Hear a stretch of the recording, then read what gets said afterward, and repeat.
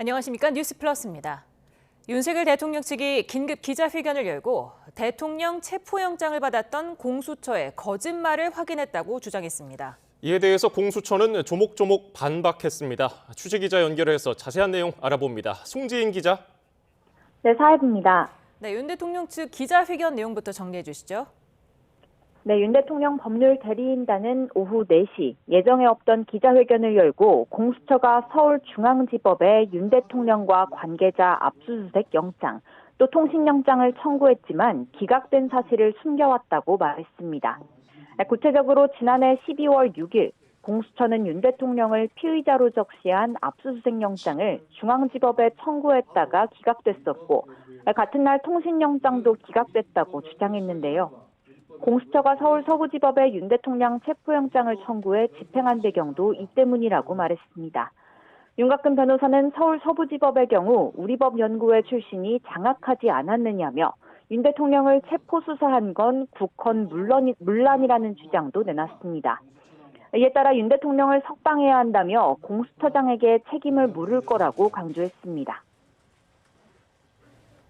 윤 대통령 구금이 불법이라는 취지의 주장을 다시 한번 한 건데 공수처는 강하게 반박했죠?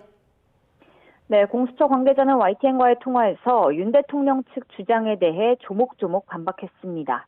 먼저 해당 압수수색 영장의 경우 윤 대통령 측 스스로도 밝혔듯이 피의자 칸에 이름이 같이 적혀 있을 뿐 윤 대통령 대상 영장이 아니라고 말했습니다.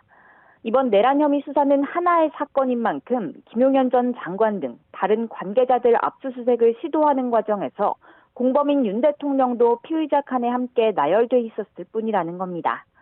또 통신영장의 경우 윤 대통령과 국무위원들을 대상으로 서울중앙지법에 청구했다가 기각된 건 맞지만 당시 기각 사유는 여러 수사기관이 중복으로 영장을 청구한 만큼 정리가 필요하다는 행정적인 이유였을 뿐 공수처의 수사 권한과는 무관했다고 강조했습니다. 지금까지 사회부에서 YTN 송재인입니다. 윤석열 대통령 탄핵 심판이 다음 주 종결 절차를 밟는 만큼 파면 여부는 다음 달 중순쯤 가려질 것으로 전망됩니다. 마은혁 헌법재판관 후보자 임명 여부와 대통령 측 대리인단의 이른바 중대 결심이 막판 변수가 될 수 있습니다. 김다현 기자입니다. 윤석열 대통령의 탄핵 심판 결과가 다음 달 중순에 나올 거란 관측이 지배적이지만 마은혁 헌법재판관 후보자의 임명 여부는 막판 변수가 될 전망입니다. 탄핵 심판이 준용하는 형사소송법에 따라 재판관이 재판 도중 변경되면 변론을 갱신해야 하기 때문입니다. 소추 유지와 청구인, 피청구인 입장 확인, 증거조사 등을 다시 거쳐야 한다는 의미로 선고까지 수주 이상 더 걸릴 수 있습니다.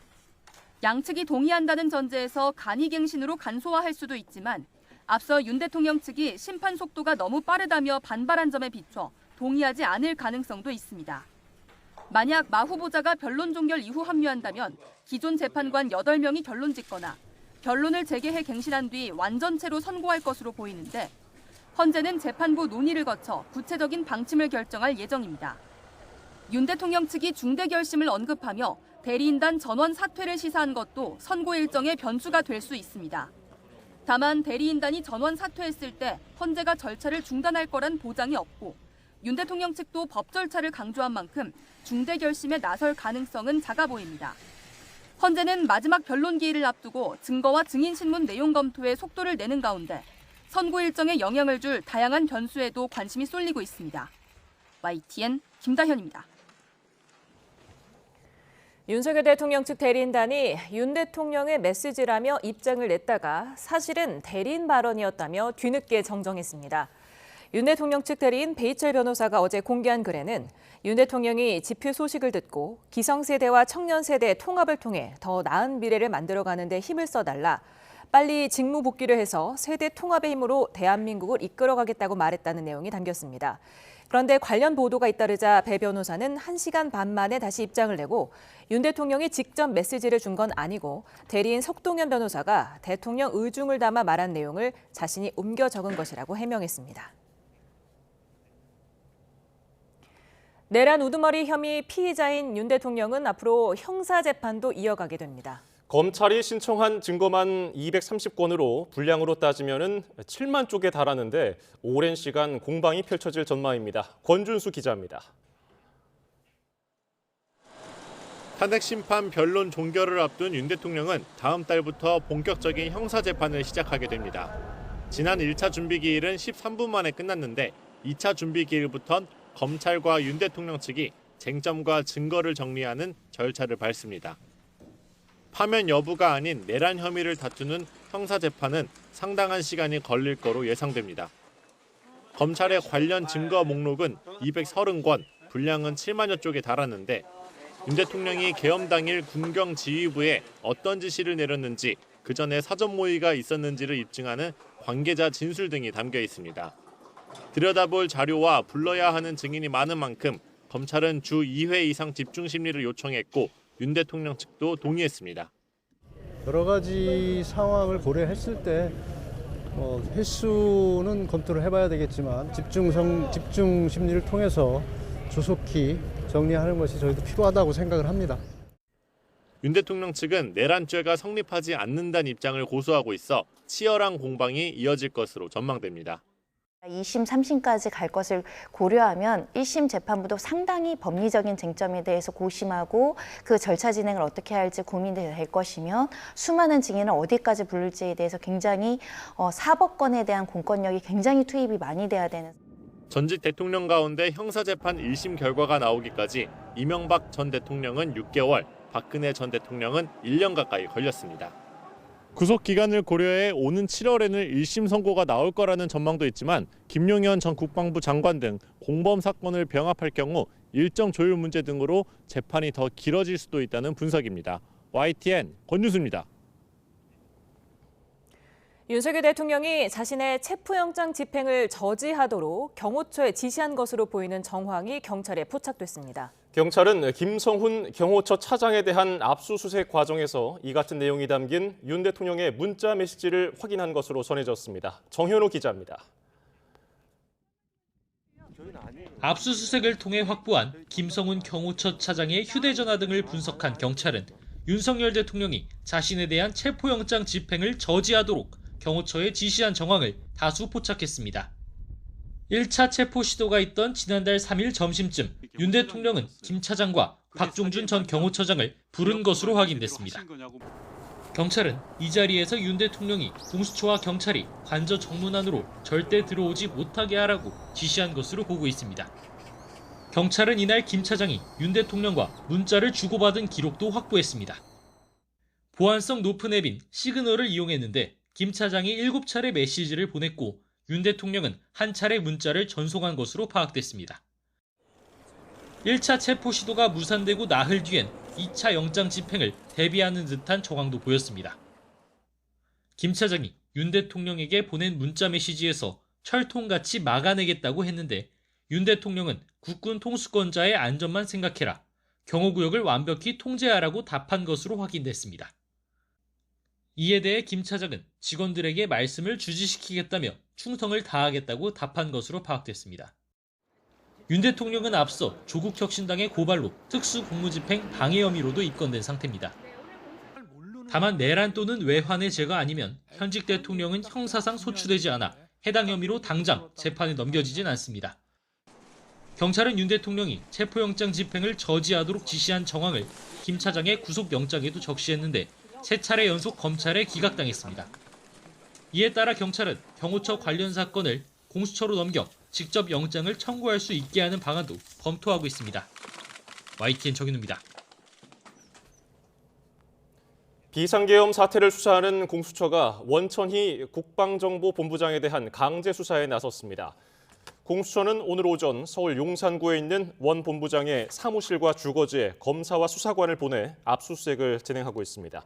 원 본부장은 비상계엄 선포 하루 전인 지난해 12월 2일 김용현 전 국방부 장관과 문상호 전 정보사령관을 만나 비상계엄과 관련해서 논의했다는 의혹을 받고 있습니다. 국회에서는 윤석열 정부의 내란 혐의 진상규명을 위한 국정조사 특별위원회가 4차 청문회를 열었습니다. 야당은 비상계엄 당시 계엄군의 국회 단전 지시 여부와 사람을 묶는 포방용 케이블타이 사용 의혹을 집중적으로 파고들었고 여당은 이에 반박하면서 홍장원 전 국정원 1차장의 메모를 고리로 역공을 폈습니다. 취재기자 연결합니다. 정인용 기자. 네, 국회입니다. 네, 오늘 국조특위 청문회에서 나온 주요 내용 정리해 주시죠. 네, 청문회에선 우선 12.3 비상계엄 이튿날 새벽 1시쯤 특수전 사령부가 국회 본청 지하 1층을 약 6분간 단전 조치를 한 게 도마에 올랐습니다. 공수 여단장은 관련 질문에 곽종근 전 사령관이 필요하면 전기라도 끊으라고 지시했고 대통령 지시냐고 되물었더니 대통령이 문을 부숴서라도 의원을 끄집어내라고 했다는 답을 곽 전 사령관으로부터 전해 들었다고 밝혔습니다. 또 이진우 전 수방사령관이 계엄 당시 국회에 병력을 투입하기 위해 수차례 국회 길 안내를 요청했다는 증언도 나왔습니다. 이에 국방부 국회 협력단장은 8차례 전화를 받았지만 도와주기 어렵다는 취지로 거듭 답변했고 특전사의 국회 단전 조치 조령 여부를 묻는 질문에도 전혀 사실이 아니라고 선을 그었습니다. 야당은 707 특임단이 계엄 당시 포방용 케이블 타이를 사용했다는 점을 언급하며 의원들을 끌고 가려고 한 것이라는 의혹도 재차 제기했습니다.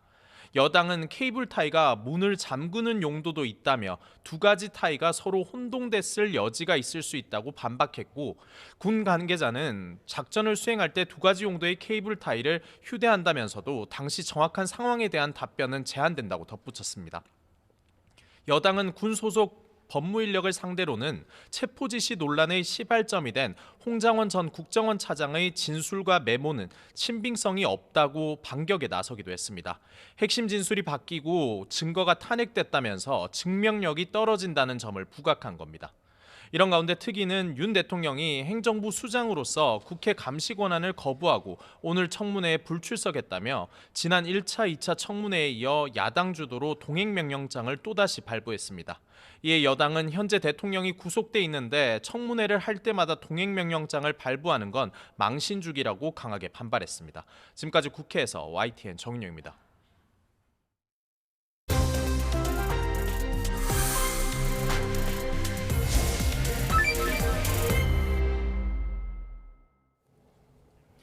헌법재판소가 오는 25일 11차 기일을 마지막으로 윤석열 대통령 탄핵 심판 변론을 마치기로 했습니다. 한편 윤 대통령 측에서 공수처의 불법 수사 실체가 드러났다며 대통령 구속을 취소해야 한다고 주장했는데요. 관련 내용을 이고은 변호사와 짚어봅니다. 어서 오세요. 안녕하세요. 네, 오늘 윤곽근 변호사가 긴급 기자회견을 열어서 그 내용에 많은 사람들이 관심을 가졌었는데요. 다시 한번 공수처의 영장 쇼핑 그리고 허위 사실을 얘기했다면서 공수처를 고발하겠다 이렇게 밝혔어요. 네, 그렇습니다. 윤곽근 변호사가 오늘 오후 4시입니다. 그간 이 영장 쇼핑의 의혹을 받았는데 공수처가 정말로 영장 쇼핑을 한 것이다 라면서 이 윤 대통령 측의 변호인이 윤 대통령 관련한 이 7만 페이지 분량의 형사재판 기록을 검토하던 중에 이 공수처가 서부지법이 아니라 중앙지법을 상대로 윤 대통령에 대한 이 통신영장과 압수수색영장에 대한 청구를 했다가 기각됐던 서류가 발견됐다라고 이야기를 했습니다. 총 4개의 기각된 영장이 있는데 그중에 윤 대통령 관련한 영장은 2개였다라고 이야기를 한 건데요. 그러면서 이렇게 중앙지법으로 청구를 했는데 기각된 이 영장이 있기 때문에 이 주진우 의원이 사실 이 공수처에 이 중앙지법을 상대로 청구한 영장이 있느냐라는 질의서를 보낸 적이 있고 그때 답변서로 공수처가 그런 것이 없다라고 답변했는데 이 부분은 분명한 허위고 이 부분에 대한 법적 책임을 묻겠다라고 이야기했습니다. 아마도 윤곽근 변호사가 이야기하고 있는 것은 허위 공문서 작성죄로 고발하겠다라는 의도로 보여지는데요. 허위의 내용으로 공수처가 이 답변서를 작성했다라는 책임을 묻고 싶은 것 같습니다. 그런데 이 부분에 대해서 좀 발빠르게 공수처도 입장을 이야기를 했는데요. 일단 윤 대통령 대상으로 이제 했던 영장은 2가지는 하나는 압수수색 영장이고 하나는 통신 영장인데 일단 압수수색 영장은 윤 대통령이 공범들과 함께 지금 기재된 피의자이기 때문에 재판단에 아무래도 이 압수수색 영장에는 범죄 사실의 요지가 적힙니다. 그 범죄 사실의 피의자 윤석열 이렇게 적혔을 뿐이지 그 압수수색 청구의 대상자는 윤 대통령이 아니었다라는 지금 해명을 내놓고 있고요. 두 번째 통신 영장은 윤 대통령과 지금 관련자들 사이 사이에 이 통신 기록을 보고 싶어서 이 영장을 청구를 했는데 이 부분은 어떤 공수처가 수사권이 없다라는 이유로 기각된 것이 아니라 당시에는 여러 수사기관들이 중복적으로 영장을 청구했을 당시입니다. 그래서 이런 부분에 대한 행정적인 정리가 필요하다라는 입장에서의 기각이었지 공수처가 수사 권한이 없다라는 취지로 중앙지법에서 영장을 기각한 것이 아니기 때문에 허위 내용을 공표하거나 허위 내용의 어떤 공문서를 작성한 적은 없다라는 것이 공수처 입장입니다. 이 부분에 대한 사실 여부는요. 사실은 그 기각된 영장 실물이 공개가 된다면 조금 더 사실 여부가 명백히 좀 밝혀지지 않을까 싶습니다. 예, 윤 대통령 측에서는 뭐 추가 내용을 계속해서 발표하겠다고 얘기를 했는데 네. 오늘 이렇게 기자회견을 연 내용들이 구속 취소 과정에서 좀 영향을 줄까요? 지금 이 구속 취소 관련해서 신문이 열렸습니다. 지난 기일에 공판 준비 또 이 구속 취소에 대한 신문 기일이 함께 열렸는데요. 당시에 이제 형사재판의 재판관들은 열흘의 시간이 줄 테니까 검찰에서도 의견서를 제출을 하고 윤 대통령 측에서도 구속 취소에 대한 어떤 특별한 사유가 있다면 이를 정리해서 의견서 형태로 내라라고 요청을 했습니다. 예. 아마 윤 대통령 측에서는 오늘 기자회견에서 이야기했던 이 영장 기각 서류를 기반으로 해서 구속 취소 사유가 더욱더 명확히 밝혀졌다라는 내용의 의견서를 제출하지 않을까 조심스럽게 추측이 가능한데요.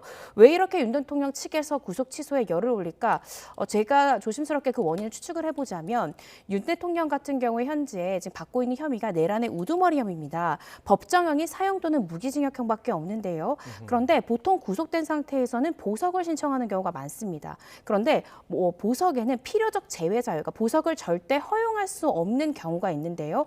그중에 첫 번째 사유가 바로 사형, 무기징역 또는 장기 10년 이상의 범죄를 저질렀을 때는 보석을 할 수 없도록 규정돼 있습니다. 예. 그런데 윤 대통령이 지금 받고 있는 혐의 자체가 굉장히 중하고 이 필요적 보석 제외 사유에 해당하기 때문에 보석 신청을 한다 하더라도 이것이 결국 기각될 수밖에 없다라는 것을 윤 대통령이 알기 때문에 구속 취소에 조금 더 열을 올리는 것이 아닌가 싶고요. 구속의 취소의 가능성을 좀 높이기 위해서 이렇게 기자회견도 열고 아마 열흘 안에 이 내용을 좀 더 구체화해서 구속이 취소되어야 한다라는 취지의 의견서를 중앙지법에 제출하지 않을까 조심스럽게 추측을 해봅니다. 네. 김용현 전 국방장관의 구속 취소 청구도 기각이 되지 않았습니까? 네. 이게 받아들여지는 경우가 거의 없다면서요? 그렇습니다. 일단은 구속 취소를 청구하는 경우도 흔치 않습니다. 저도 검사 생활을 했지만 사실 구속 취소 청구를 받는 경우가 몇 번 있었을까라는 게 기억이 거의 나지 않을 정도로 굉장히 흔치 않은 청구인데요. 예. 그런데 지금 아까 말씀드렸듯이 윤 대통령은 이 보석을 신청하더라도 인용될 가능성이 없기 때문에 아마도 구속 취소밖에는 가능성 있는 방법이 없다라고 판단한 것이 아닐까 싶습니다. 그리고 분명한 것은 윤 대통령이 이 체포영장이 발부된 다음에 이 체포 적부심 청구를 서부지법이 아니라 중앙지법에다 청구한 바 있습니다. 그런데 중앙지법 판사도 이 체포영장 발부에는 문제가 없다라는 취지로 그 구속 적부심 청구에 대해서 기각한 바 있거든요. 그것이 지난 1월 16일에 있었던 일입니다. 따라서 지금 구속 취소 자체가 아마 공수처는 수사 권한이 없고 위법한 영장이다라는 이 동일한 논점에 대해서 윤 대통령 측에서 계속 주장을 하고 있고 이번에 새롭게 발견된 영장 기각도 같은 논조다라고 주장은 할 수 있지만 이미 한 차례 같은 법원 중앙지방법원에서 체포 청구심 청구에 대해서 기각한 바 있다라는 것까지 종합해서 고려해봤을 때 사실 구속 취소 청구 인용 가능성이 저는 개인적으로 높지 않다라고 판단하고 있습니다. 예. 자, 헌법재판소가 오는 25일 다음 주 화요일을 윤석열 대통령 탄핵 심판의 마지막 변론 기일로 지정하면서 2달 넘게 진행된 이 변론 절차가 마무리될 예정인데 네. 글쎄요, 지금 탄핵 심리가 충분히 이루어졌는지 총평을 해주신다면요. 네, 일단은 탄핵 심판이 과연 11차 만에 종결되는 것이 타당한가, 충분한가 이 부분에 대해서는 사실 의견이 여러 가지 나올 수 있다고 생각이 듭니다. 그런데 제 사견으로는 저는 충분히 심리가 되지 않았나라는 생각이 듭니다. 왜냐하면 이 10차 변론기일 때는 그간 헌재에서 한덕수 총리에 대해서 증인 신청을 기각했지만 다시 받아들였고요. 또 홍장원 전 차장 같은 경우에도 한 차례 증인 신문을 했지만 재차 불렀습니다. 이렇듯 헌재에서도 윤석열 대통령 측의 입장을 고려해서 상당 부분 배려를 했기 때문에 이 정도면 충분히 변론이 되지 않았나라는 생각이 들고요. 예. 총평을 하자면 전반적으로 결국 윤석열 대통령과 같은 공범의 입장에 있는 사람들이 진술을 변경하거나 아니면 증언을 거부하는 그런 선택지를 선택했다. 반면에 어떠한 형사사건에도 연루되지 않은, 예를 들어 홍장훈 전 차장이랄지 조성현 단장 같은 경우에는 어떠한 형사사건에도 지금 피의자로 입건되지 않았거든요. 그런 인물들은 그간 이 수사 과정에서의 진술과 동일한 취지의 진술을 했다. 이 정도로 요약해 볼 수 있을 것 같고요. 결국 증언을 거부한 부분에 대해서는 헌재에서는 그간의 수사 자료로 그 해당 증인들의 어떤 진술 이것을 대체를 해서 판단을 하지 않을까라는 생각이 듭니다. 네. 다음 주 화요일 2월 25일 2시에 열리는데 헌재가 11차 변론기를 열어서 증거 조사를 하고 국회와 윤 대통령 양측 대리인단의 종합 변론을 각각 2시간씩 듣고요. 네. 그 이후에 당사자인 소추위원 정청래 국회 법사위원장과 윤 대통령은 시간 제한 없이 최종 의견 진술을 듣기로 했습니다. 그 의미가 있을까요? 저는 이 시간 제한 없이 최후 진술할 수 있는 기회를 준 것은 윤 대통령을 배려한 선택이라고 생각이 듭니다. 그 이유는요. 이미 9차 변론기일 이 증거조사와 또 양쪽의 입장을 한 차례 이미 정리한 적이 있지 않습니까? 예. 그때 당시에 국회는 이미 마무리 발언까지, 즉 최후 변론과 최후 진술까지 모두 하였습니다. 그럼에도 불구하고 한 번 더 최후 변론과 최후 진술할 수 있는 11차 변론기를 잡아줬다는 것은 윤석열 대통령 측을 위한 배려라고 생각이 들고요. 그리고 이미 국회 측은 사실은 최후 진술까지 다 했습니다. 그런데 한 번 더 11차 변론기일 때 시간의 제한 없이 최후 진술할 수 있게 한다라는 것은 사실은 저는 검사로서도 변호사로서도 경험해 본 적이 없습니다. 왜냐하면 재판 시간은 다 현실적으로 제한이 있지 않습니까? 그런데 이 시간의 정함 없이 마지막으로 재판관들에게 충분히 본인의 심경을 말할 수 있는 기회를 준다는 것은 아무래도 피청구인의 방어권 보장을 위해서 이 재판부에서도 배려한 것이 아닌가 싶습니다. 예. 어제 마지막 증인이었던 조지호 경찰청장, 본인의 형사재판을 이유로 대부분 답변을 하지 않았죠. 이게 실제로 국회 측에서도 뭐 이거 답변한다고 본인 형사재판에 뭐 영향을 미칩니까? 뭐 이렇게 물어보기도 했는데 네. 실제로 어떻습니까? 사실은 탄핵심판에서 증언한 내용을 이 조지호 청장의 이 형사재판의 재판관들도 당연히 볼 수밖에 없습니다. 그리고 여기서 어떤 유의미한 진술의 변경이 있다면 당연히 형사재판에 있어서 검찰에선 특히 공판검사는 이 부분을 증거로 충분히 제출할 수 있죠. 그래서 헌재 재판관들은 이것이 본인에 대한 형사재판도 아닌데 좀 편하게 진술해봐라 라는 취지로 이야기를 했지만 만약에 어제 조 청장이 이 그간 수사 단계 때와는 좀 다른 증언 내용을 했다라고 하면 본인의 형사재판에는 당연히 증거로 제출될 수 있는 부분이다라고 생각이 들고요. 그런데 조지호 청장 같은 경우엔 결국 증언을 대부분 거부했습니다. 그리고 수사 단계 때 본인은 있는 그대로 사실대로 진술을 했고 서명 날인한 것도 맞다. 그리고 당시에 병상에서 이 조사를 받긴 했지만 중간중간 쉬는 시간도 잘 가졌고 또 진술을 했던 또 선망 증세랄지 이 의사 능력에는 문제가 없었다라고 분명히 이야기한 만큼 본인이 수사 단계 때 했던 이 조서의 증거 능력이 충분히 인정된다라는 취지를 전 우회적으로 표현한 것 같습니다. 그래서 아마 이 헌법재판관들은 어제 조 청장이 진술을 거부했던, 증언을 거부했던 부분은 결국 조 청장이 수사 단계 때 이야기했던 피의자 신문조서 내용대로 아마 사실관계를 좀 파악하지 않을까 싶습니다. 네, 말씀하신 대로 윤 대통령 측은 조 청장의 진술 신빙성을 좀 떨어뜨리기 위해서 노력하는 모습이었는데요. 먼저 함께 들어보고 얘기 마저 나눠보도록 하겠습니다. 경찰이나 검찰 조사 당시에 선망 증세가 혹시 있다던가 치료 중에 그런 건 없으셨습니까? 조사 시간이 뭐 적게는 1시간부터 많게는 뭐 7시간까지 이렇게 되어 있습니다만 병원에 있을 때는 뭐 그 베드에 거의 뭐 누워서 조사받다시피 그렇게 했었습니다. 네. 수사기관에서 진술하실 때는 그 계엄 당시의 상황을 명확히 기억해서 진술하셨습니까? 제가 사실은 경찰에서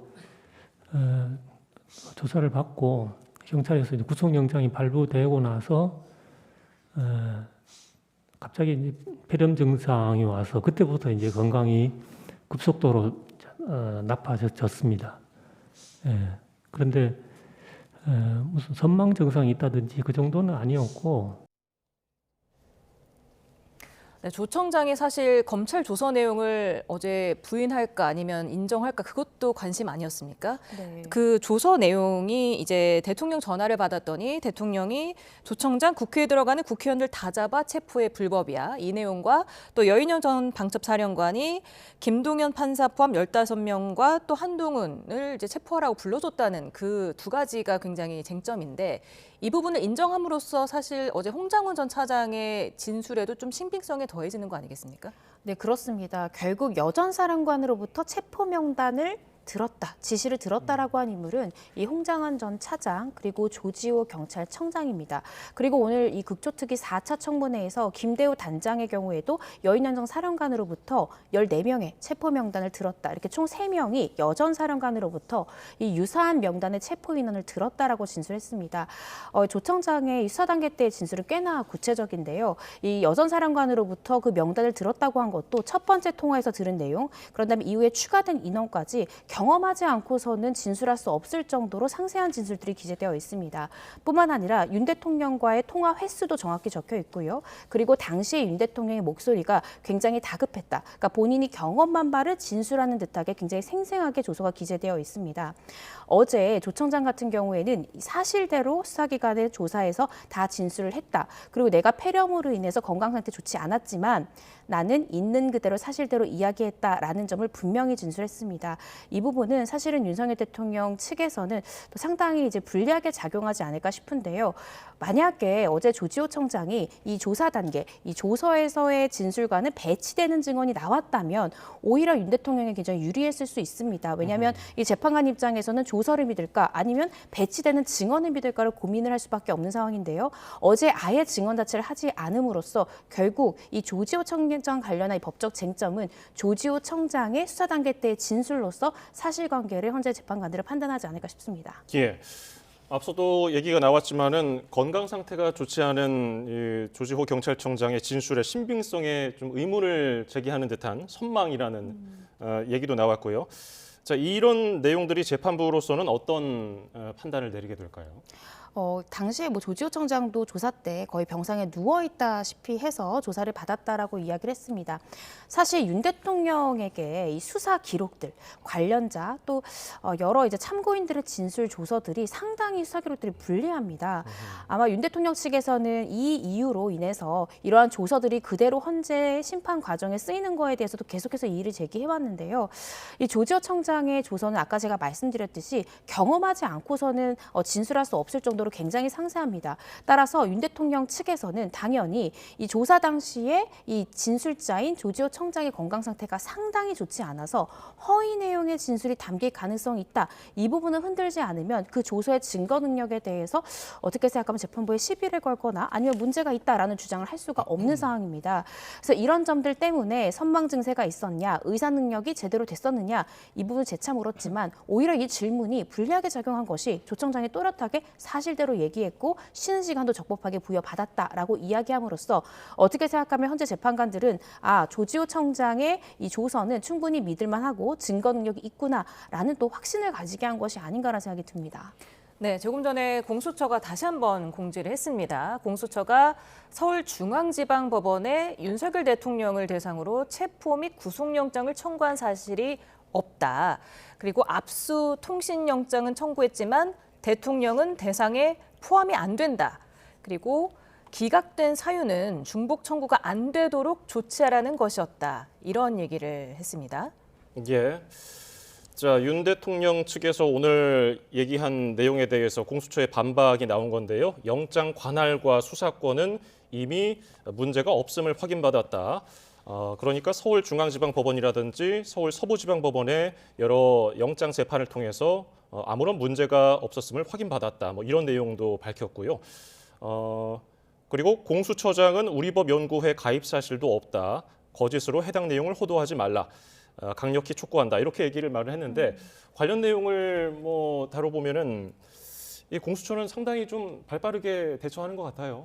네, 그렇습니다. 만약에 윤곽근 변호사의 말이 사실이라면 공수처 굉장히 난감한 상황에 빠질 수 있거든요. 이미 주진우 이 국민의힘 의원의 질의서에 대해서 우리 윤 대통령에 대해서 중앙지법에 체포영장 청구한 적이 없다라고 분명히 답변서까지 보낸 사실이 있는데 그것이 사실이 아니라면 공수처 입장에서는 굉장히 많은 논란에 휩싸일 수밖에 없습니다. 그런데 저는 공수처의 말이 사실인지 아니면 윤곽근 변호사의 말이 사실인지는 영장 실물을 봐야 알 수 있지만 사실 이 문제는 금방 밝혀질 수 있는 것입니다. 지금 기각됐다라고 지금 윤석열 대통령 측에서 이야기하고 있는 영장, 그 영장만 공개가 된다면 그 영장의 대상자가 누구인지 기각 사유가 무엇인지는 자명하게 밝혀질 것이거든요. 예. 그래서 이 부분은 좀 빠르게 차라리 그 영장 자체가 공개되는 것이 불필요한 논란을 좀 최소화할 수 있는 길이지 않을까 싶습니다. 네, 어제 또 홍장원 전 국정원 1차장이 헌법재판소 증인신문에 체포조 명단이 적힌 메모를 들고 나왔습니다. 이 신빙성에 대한 공방이 벌어졌는데요. 이것도 함께 들어보시죠. 받아 적은 정서를 관저 앞에 있는 공간 공터라고 생각했는데 아까 말씀드린 대로 약간의 기억을 보정해 보니 처음에 여인영 사령관이 저에게 그 체포자 명단을 불러주겠다고 했던 거는 그 공터에 있는 22시 58분 상황이었던 것 같고 그 이후에 그 명단을 받아 적은 것은 23시 06분에 사무실이었던 것 같습니다. 국정원 1차장의 이 메모와 관련된 문제는 그런 차원의 문제가 아니고 저와 통화한 거를 가지고 대통령의 체포 지시라는 것과 연결을 해서 바로 이 내란과 탄핵에 이 공작을 했다는 게 문제입니다. 네, 홍장원 차장의 메모 굉장히 많은 논란이 있었는데 어떻게 보셨습니까? 사실 어제 있었던 홍장원 전 차장의 증언 내용 중에 결국 메모 작성의 시간, 장소에 대한 부분은 증언 내용을 정정하겠다라고 이야기를 했습니다. 즉 메모 관련해서 진술이 일부 변경된 것이 있는 것은 분명하지만요. 그런데 홍장원 전 차장의 증언 내용 중에 흔들리지 않는 부분이 두 가지 있습니다. 첫 번째는 윤 대통령으로부터 전화를 받았다라는 사실, 그리고 전화를 받았을 때 싹 다 잡아들여라는 표현을 들었다라는 사실과 두 번째는 이어진 여정사령관의 통화에서 이 체포 명단을 지시를 받았고 위치 추적의 요청을 받았다. 이 두 가지에 어떻게 생각하면 본질적인 증언은 흔들리지 않았고요. 그 메모 관련한 일시와 장소 부분에 대해서 일부 변경점이 있었습니다. 물론 최종적인 판단은 헌재 재판관들이 하겠지만 굵은 흐름에서에 있어서의 진술들은 좀 일관되게 나온다라는 생각이 들고요. 특히나 이 홍정원 전 차장이 받아서 썼다라는 그 명단이 조지호 청장의 명단과도 굉장히 일치를 하고 또 김대호 단장의 명단과도 일치한다라는 점에서 저는 만약에 이 홍장원 전 차장이 이 메모를 허위로 작출한 것이라면 12월 3일 밤, 12월 4일 오후에 그때부터 어떤 의도를 가지고 이러한 허위 증거를 만들어낼 가능성이 있을까라는 의문이 들긴 합니다. 물론 최종적인 판단은 재판부가 하겠지만 이 부분에 있어서 이 홍장원 전 차장의 주된 이 증언, 이 자체 본질 자체는 그간의 정정된 이 진술이 어떻게 생각하면 일관성을 크게 해치지는 않는다라는 것이 저의 사견이긴 한데요. 어떻게 판단할지는 좀 헌재의 판단을 지켜봐야 될 것 같습니다. 예. 어제 윤 대통령은 또 의견 진술을 통해서 홍 전 차장이 거짓말로 또 탄핵 공작을 하고 있다라고까지 얘기를 했는데 네. 어느 정도 좀 재판부의 설득력이 먹힐까요? 물론 이제 양측에서 그러니까 홍장원 전 차장의 증언 내용과 윤 대통령 측의 주장 내용 굉장히 배치되죠. 지금 굉장히 논란이 되고 있는 것이 바로 메모입니다. 그런데 우리가 또 주목해서 봐야 될 것은 메모를 결국 최종적으로 헌법재판소는 증거로 채택하지 않았다라는 것입니다. 왜 그랬을까를 생각해 본다면 제가 생각할 때는 메모라 하면 이 형사재판에서 일종의 진술서입니다. 작성자가 진술을 쓴 진술서인데 형사재판에서는 이 진술서의 증거 능력이 인정되려면 그 해당 서면을 작성한 작성자가 법정에 출석해서 그 메모를 내가 자필로 쓴 것이 맞고 메모를 작성하게 된 경위를 진술을 해야 합니다. 그런데 홍장원 전 차장의 발언에 따르더라도 그 메모의 대부분을 작성한 그 파란 글씨로 작성한 부분은 본인이 아니라 본인의 보좌관이라는 거죠. 그런데 보좌관은 이런 헌재 재판에 있어서 증인으로 출석을 해서 그 메모를 작성하게 된 경위랄지 그 메모가 내가 작성한 게 맞다라는 증언을 전혀 한 바가 없습니다. 즉 형사재판에 내에서도 이런 경우의 진술서에 증거능력 인정하기 어려운데요. 이러한 여러 가지의 점을 고려해서 헌재에서는 그 메모 자체를 증거로 채택하지 않았다. 즉 메모에 대한 증거 능력을 인정하지 않았다라는 생각이 듭니다. 그런데 메모에 대한 증거 능력을 인정하지 않는 것과 이 홍장원 전 차장의 전체적인 증언 자체에 대한 증거의 신빙성, 이런 부분이 결국 직결된다라고까지 보기는 어렵거든요. 그래서 이 부분을 좀 분리해서 봐야 될 필요는 있을 것 같은데요. 지금 헌재에서는 홍장원 전 차장 관련해서는 결국 메모는 증거로 채택하지 않았고 홍장원 전 차장의 이 수사 단계 때의 진술과 또 법정에서의 증언, 이 두 부분은 현재 증거로서 아마 검토를 해볼 것 같습니다. 네, 윤 대통령은 어제 또 의견 진술을 했는데요. 다시 한번 이런 얘기를 했습니다. 네. 계엄 관련 정보사항을 파악하겠다면 국정원장에게 전화를 하지 차장에게 전화한다는 거는 있을 수가 없다. 그런데 또 당시 국정원장이 미국 출장을 갔는지 여부에 대해 오해가 있다 보니 직무대리인 1차장에게 통화를 했다. 이런 발언을 했는데 그렇다면 직무대리면 원장 부재 시에는 1차장에게 전화할 수 있는 거 아니겠습니까? 네, 그렇습니다. 그래서 윤 대통령의 발언 내용이 일관되게 이해되지는 않는 측면이 있는데요.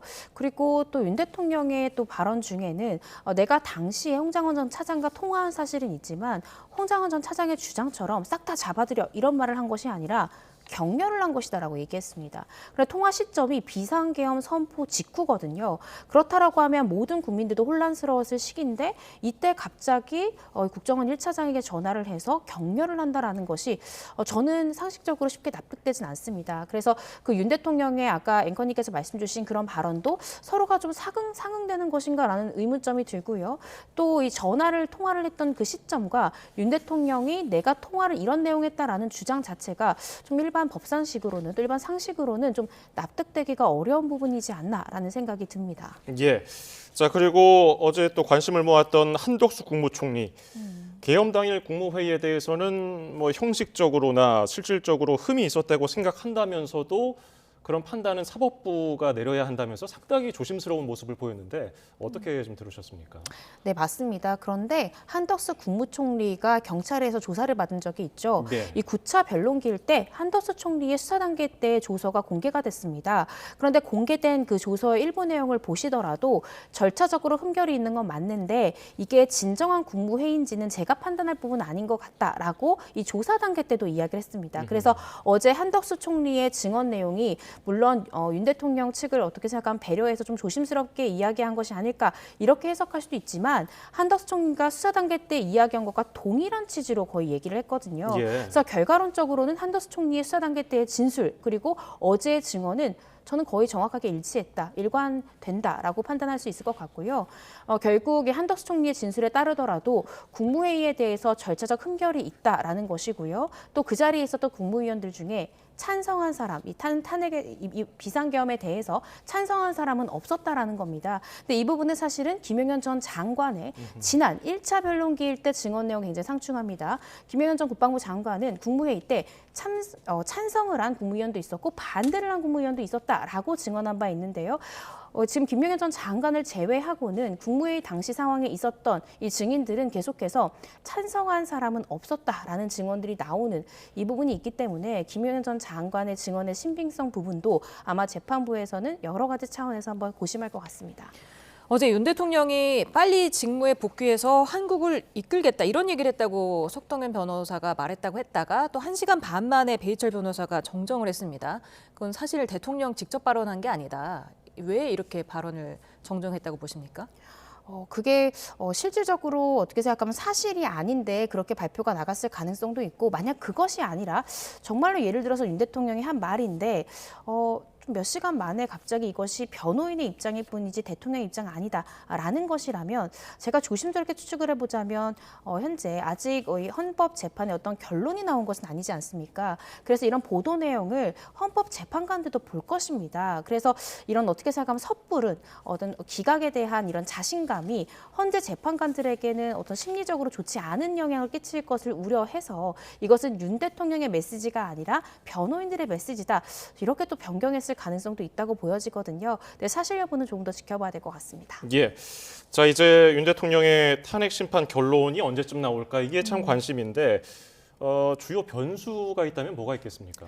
저는 크게 두 가지가 있을 것 같습니다. 첫 번째는 많은 분들이 지적하듯이 이 마은혁 재판관이 만약에 임명이 된다라고 하면 이 재판 절차, 공판 절차가 갱신될 수 있는 가능성이 있습니다. 만약 갱신되게 된다라고 하면 보통 재판은 판사가 이렇게 바뀌게 되면 공판 절차 갱신하겠습니다 정도의 구두 고지만으로 간이하게 지나가는데요. 이때는 양 당사자가 동의를 해서 이렇게 간이하게 지나가는 경우가 통상적입니다. 그런데 만약에 이렇게 이 갱신 절차에 대해서 간이하게 진행하는 것을 윤 대통령 측에서 반대를 하고 증거조사를 다시 해야 된다. 특히나 주요 증인에 대해서 다시 불러봐야 된다라고 이야기한다면 또다시 변론기일이 길어질 가능성이 있습니다.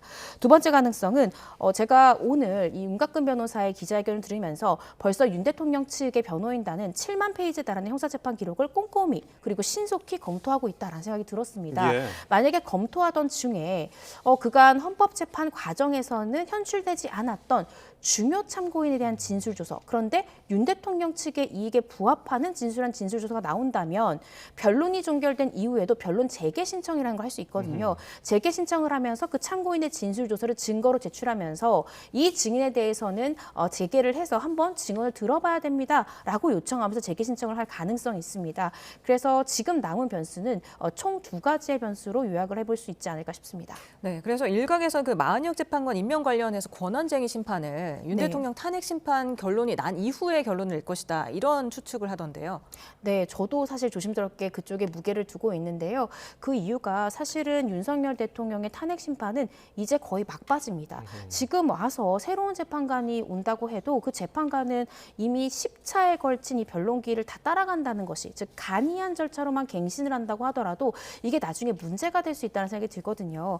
아마 헌법재판관들은 이미 지금 탄핵 심판, 특히 윤 대통령에 대한 탄핵 심판이 성숙에 이르렀기 때문에 구태여 제 생각에는 이 마은혁 재판관을 임명시킬 수 있는 그 관련된 이 권한쟁의 심판에 대한 결론을 이 윤 대통령에 대한 탄핵 심판 결론 전에 낼까? 저는 그렇지 않을 가능성이 크지 않을까 싶습니다. 네, 탄핵 결론에 대해서도 많은 분들이 의견이 분분한데 일단 나경원 국민의힘 의원은 인용이냐 기각이냐의 문제가 아니라 이 사건을 각하해야 될 것 같다 이렇게 말했습니다. 이게 어떤 의미입니까? 형식적으로 검토할 필요도 없고 내용을 실질을 들여다보지 않아도 된다라는 의미로 읽힙니다. 각하라함은 그 내용의 실질을 들여다보기도 전에 형식적 요건 자체가 결여될 때 각하 처분을 해버립니다. 아마 그럴 정도로 이것은 어떠한 심사숙고할 가치도 없고 무조건 기각이 되는 것이 맞다라는 점을 좀 강조하기 위한 발언으로 보여지는데요. 인용일까 기각일까 여러 가지 또 의견이 갈리겠지만 제가 조심스럽게 생각해보자면 저는 인용될 가능성이 좀 더 높지 않을까라고 개인적으로 생각합니다. 그 이유는 윤 대통령의 비상계엄 선포 관련한 이 부분에 대해서 만약에 이 헌재에서 파면 결정을 내리지 않는다라고 하면 사실은 어떠한 대통령도 어떤 국정마비나 여러 가지 상황이 왔을 때 비상계엄을 선포해도 된다라고 어떻게 생각하면 헌재에서 인정해준 꼴이 될 수 있기 때문에 아마 헌법재판관들이 좀 파면 결정에 무게를 실지 않을까 싶은데요.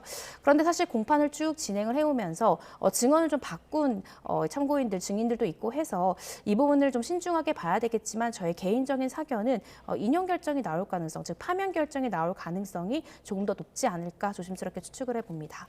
네, 탄핵 심판과는 또 별개로 윤 대통령이 어제 형사재판 첫 공판 준비 기일에 출석하지 않았습니까? 네. 다음 달 24일 오전 10시에 또 한 차례 공판 준비 기일을 열기로 했습니다. 네. 이렇게 되면은 언제쯤 형사재판 결과가 나올지도 궁금한데요. 지금 윤 대통령 구속 상태입니다. 구속 상태에서는요, 1심 재판이 6개월 안에 결과가 나와야 되고요. 만약에 6개월이 지날 경우에는 이제 석방을 해야 되는 그런 문제에 처할 수 있습니다. 그리고 지금 검찰도 그렇고요. 또 윤 대통령 측도 집중심리, 그러니까 윤 대통령 관련한 사건을 주 2회에서 3회 집중해서 심리하겠다라는 것은 양측이 모두 동의한 바입니다. 그래서 제가 조심스럽게 생각을 해본다면 아마 1심 재판부도 이 구속 기한인 6개월 내에 형사재판 1심 결론을 내려고 노력하지 않을까 싶습니다. 예, 오늘 말씀 여기서 줄이죠. 이고은 변호사였습니다. 고맙습니다. 감사합니다. Make America great again.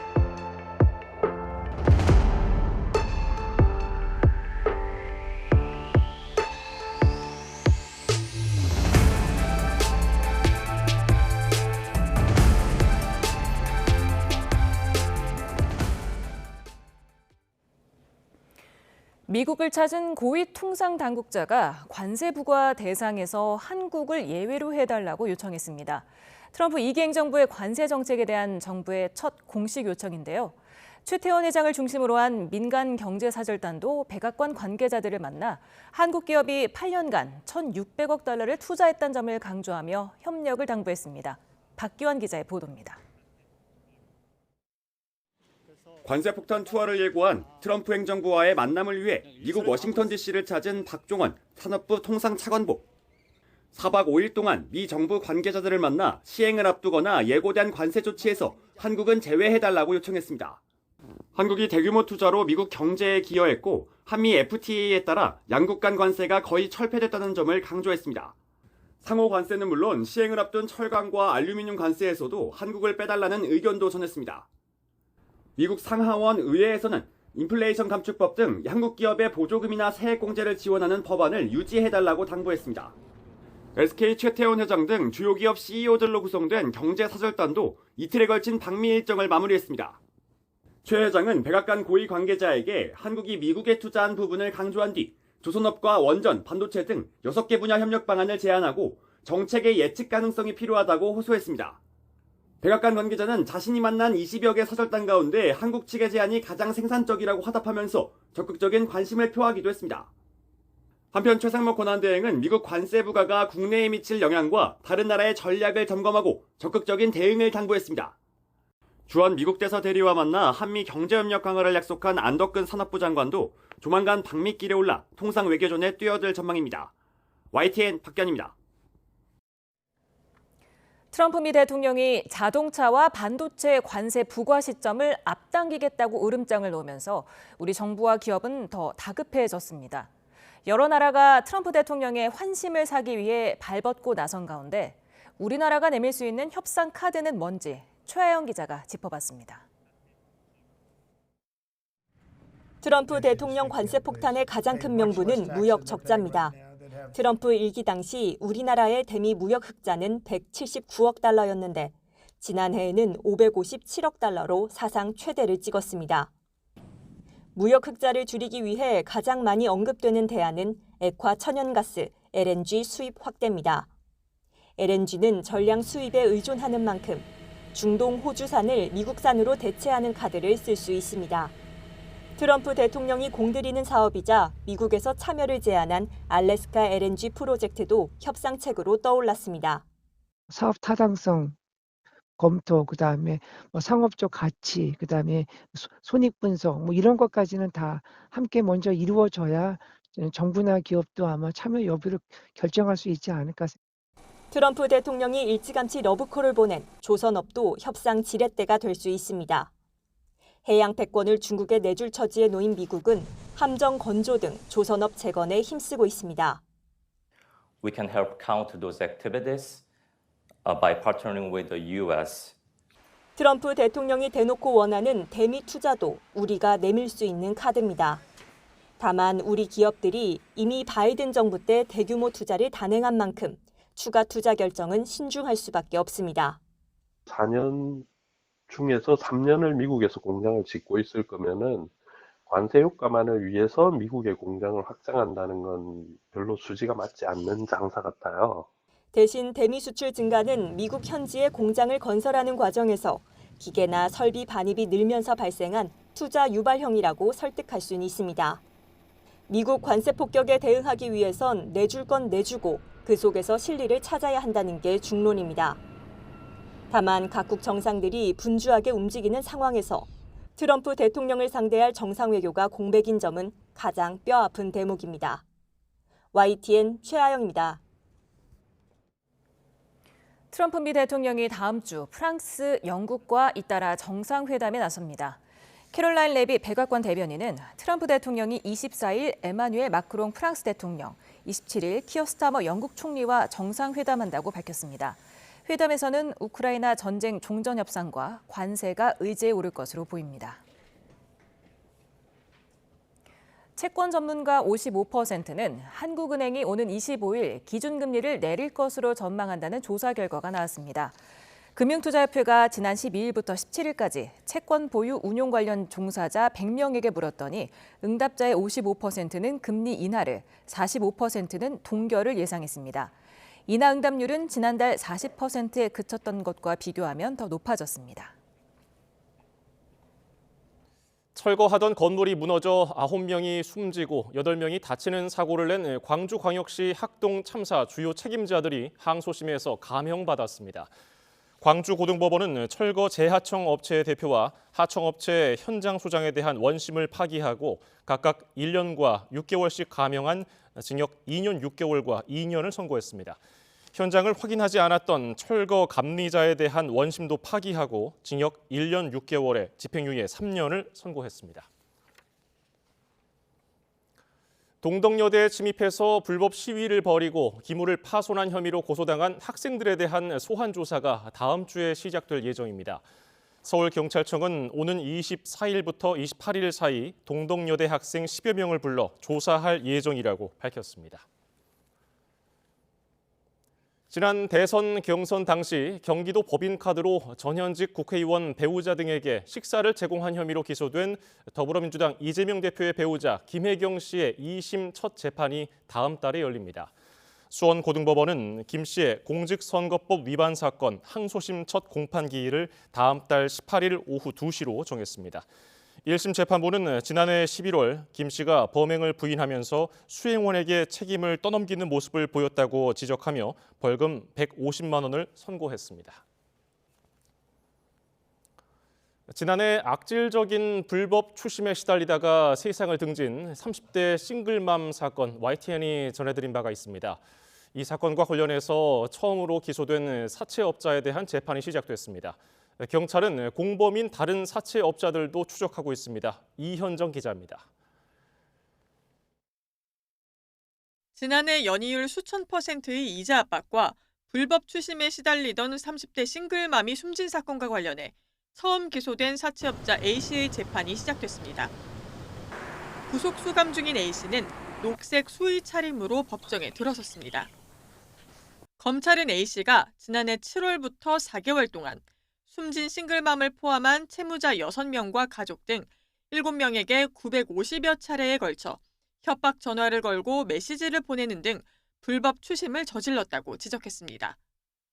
피해자들은 모두 사회적 취약계층이었는데 A씨는 이들에게 1,760만 원을 빌려준 뒤 연이율 2,400%에서 5,200%에 달하는 살인적인 이자를 요구한 것으로 조사됐습니다.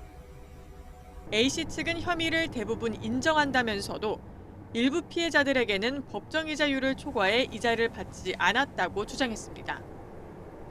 방청석에서 재판을 지켜본 싱글맘의 동료들은 A씨가 저지른 불법 추심은 살인과 다름없다며 울분을 토했습니다. 나 같아도 내가 그런 상황이어도 나도 그냥 막 없어져 버렸을 것 같아요. 어떻게 저놈이 불법 대부업체로 끝나냐고. 저놈은 살인자예요, 살인자. 전담팀을 꾸려 수사를 이어가는 경찰은 조만간 A씨와 함께 싱글맘에게 돈을 빌려주고 불법 추심을 한 혐의로 또 다른 사채업자 10명을 검찰에 넘길 계획입니다. 3월에 열리는 다음 재판에선 증인 신문이 예고된 가운데 경찰이 아직 잡히지 않은 이번 사건 공범들을 검거할 수 있을지 주목됩니다.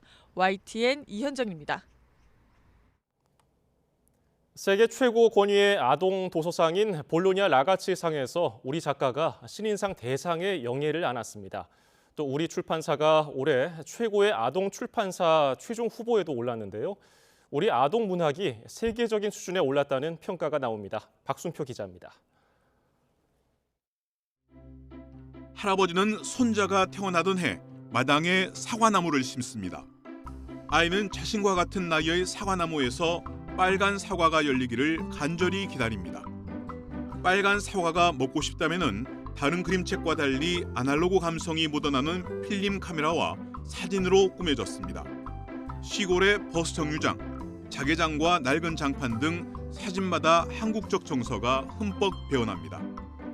세계적 권위의 볼로냐 라가치상이 이 작품을 신인상 대상으로 선정한 것도 책의 완성도는 물론 한국적 정서가 세계 어린이에게 보편성을 획득했기 때문입니다. 예전에 그 시골집이고 저의 외갓집이거든요. 자개장이라던가 뭐 여러 가지 한국의 옛날의 그 전통적인 것들을 담아내고 싶었거든요. 한국적인 그런 것들에 관심이 또 많으시니까 해외에서도. 한국 작가가 라가치 상에서 신인상 우수상을 받은 적은 있지만 대상은 처음입니다. 한다미 작가의 별 아저씨도 크로스미디어상을 받았고 출판사 비룡소는 올해 최고의 아동 출판사 최종 후보에 올랐습니다. 그동안 한국의 아동문학은 볼류나 라가치상 외에도 안드레센상, 아스트리드 린드그렌상을 수상하며 세계적 수준으로 성장했습니다. 무엇보다 가장 주된 독자는 어린이이기 때문에 어린이의 세계를 잘 반영하고 있는가, 어린이에게 보여주고 싶은 세계를 만들려고 노력하고 있습니다. 지난해는 처음으로 부산에서 국제 아동 도서전이 열려 우리 아동문학의 해외 진출을 위한 발판이 마련됐습니다.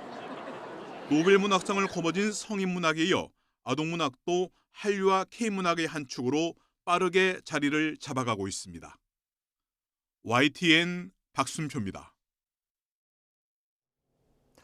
주말을 앞둔 오늘도 추위가 계속되고 있는데요. 현재 서울 기온이 영하 0.5도로 다시 영하로 기온이 내려갔고 자정에는 영하 4도까지 떨어지겠습니다. 늦은 시간까지 바깥에 계시는 분들은 보온에 더욱 신경 써주시기 바랍니다.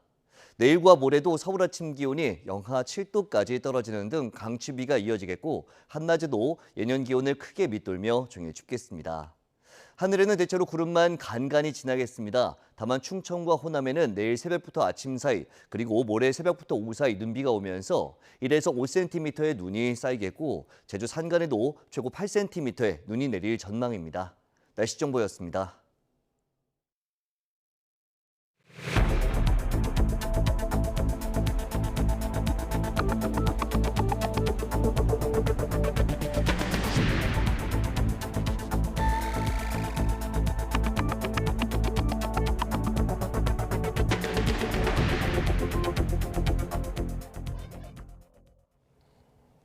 윤 대통령 탄핵 심판이 마무리 수순에 접어든 가운데 탄핵 심판에서 주요 증인들이 증언을 거부했지만 검찰 등 수사기관의 진술은 인정하는 모습을 보였습니다. 이 같은 태도가 헌법재판소의 최종 판단에 어떤 영향을 미칠지 관심입니다. 백종규 기자입니다.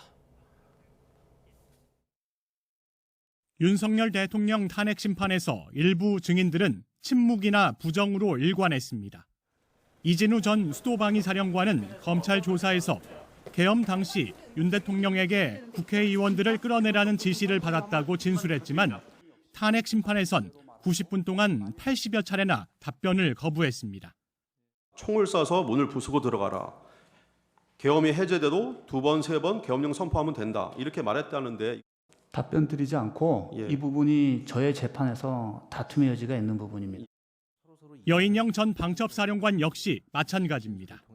형사재판에서 굉장히 엄격하게 따져봐야 될 상황이기 때문에 이 자리에서 증언하기가 좀 곤란함을 재판장님 양해해 주십시오. 계엄 이후 눈물의 기자회견을 했던 김현태 707 특수임무단장은 국회의원이나 끌어내라는 말을 들은 적이 없다며 말을 받고 논란이 일었습니다. 150 넘으면 안 되는데 들어갈 수 없겠냐. 거기에는 끌어내라와 국회의원 단어는 없었습니다. 마지막 증인으로 나선 조지호 경찰청장도 대부분 질문에 답변을 거부했지만 관련 공소 사실에 좀 포함돼 있어서 이 부분은 좀 증언을 못하더라도 좀 양해를 부탁드리겠습니다. 윤 대통령 등이 국회 통제를 지시했다는 검찰 진술 자체에 대해선 부인하지 않았습니다. 질문에 사실대로 답변한 것은 맞아요? 이건 뭐 그 각 조서별로 제가 그렇게 다 서명 날인했습니다. 김현태 707 단장도 검찰 조서는 인정했습니다. 조사 다 받으시고 본인이 얘기한 대로 적혀 있는 거 확인하시고 서명 날인하셨죠? 네. 헌법재판소는 선례에 따라 수사기관 조서를 증거로 인정하기도 했는데 종합변론과 최종 의견 진술만 남겨둔 상황에서 증인들 증언과 검찰 조서 내용이 최종 판단에 어떤 영향을 미칠지 관심이 집중되고 있습니다. YTN 백종규입니다. 윤석열 대통령 측이 공수처가 윤 대통령 사건 관련 압수수색 통신영장을 서울중앙지법에 청구했다가 기각당했다는 사실을 확인했다며 의혹을 제기하고 관계자 고발을 예고했습니다. 윤곽근 변호사 등 윤 대통령 법률대리인단은 오늘 오후 긴급 기자회견을 열고 수사 기록 7만 쪽을 뒤져 공수처가 서울중앙지법에 윤 대통령을 피의자로 명기한 압수수색 통신영장을 청구했다가 기각당한 걸 확인했다고 밝혔습니다. 또 중앙지법에서 영장이 기각되자 공수처가 12월 30일 체포영장과 압수수색영장을 서울 서부지법에 청구했다며 영장 쇼핑을 나선 것이라고 말했습니다. 윤 대통령 측은 다만 영장이 기각된 사유에 대해서는 명확한 언급을 내놓지 않았는데 서울중앙지법에서 영장이 기각된 이유 등 종합적인 사실관계를 확인한 뒤 공수처장 등 관계자를 고발하겠다는 계획입니다. 고위공직자범죄수사처는 윤 대통령 측의 이른바 영장 쇼핑 비판에 대해서 사실이 아니라며 정면으로 반박했습니다. 공수처는 언론 공지를 통해 서울중앙지법에 청구했다가 기각된 압수수색 영장 대상에 윤석열 대통령이나 관저는 포함되지 않았다고 밝혔습니다. 또 윤 대통령에 대한 통신 영장이 기각된 사실은 있지만 유사한 내용의 영장이 중복으로 청구되고 있다며 조정해달라는 취지였다고 설명했습니다. 공수처는 특히 영장 기각 사유 중에 공수처가 내란죄에 수사권이 없다는 내용은 전혀 포함되지 않았다고 강조했습니다. 윤석열 대통령과 군경 지휘부에 대한 형사재판이 시작된 가운데 비상계엄 관련 수사는 지금도 진행 중입니다. 주요 인사 체포조 가동과 계엄 사전 모의 의혹 등에 대한 전방위 수사가 이어지고 있습니다. 이경국 기자입니다. 고위공직자 범죄수사처가 원천희 국방정보본부장의 사무실과 자택을 전격 압수수색했습니다. 경찰로부터 관련 사건을 넘겨받은 지 9일 만입니다. 원 본부장은 계엄 선포 전날 김용현 전 국방부 장관, 문상호 전 정보사령관과 만나 계엄을 사전 모의했다는 의혹을 받고 있습니다. 부정선거 의혹 조사를 위해 계획된 사조직, 수사 2단 준비에 관여했는지도 조사 대상인데 원 본부장은 의혹을 부인하고 있습니다. 주로 예산 관련해서 장비 위주로 보고를 드렸습니다. 노상원 등 앞으로의 행동에 대해서 이야기한 적 있습니까? 없습니다. 공수처는 계엄 당시 국회와 중앙선거관리위원회에 경찰이 투입된 경위에 대한 수사도 이어가고 있습니다. 검찰특별수사본부는 계엄 당시 윗선으로부터 명령을 받아 이행한 주요 내란 공범들로 수사를 확대하고 있습니다. 먼저 군의 국회 봉쇄 시도와 관련해 최근 국방부 국회협력단을 연이틀 압수수색하며 관여 여부를 살피고 있고 주요 인사 체포조 의혹과 관련해 경찰청 국가수사본부의 가담 여부에 대한 수사도 진행하고 있습니다.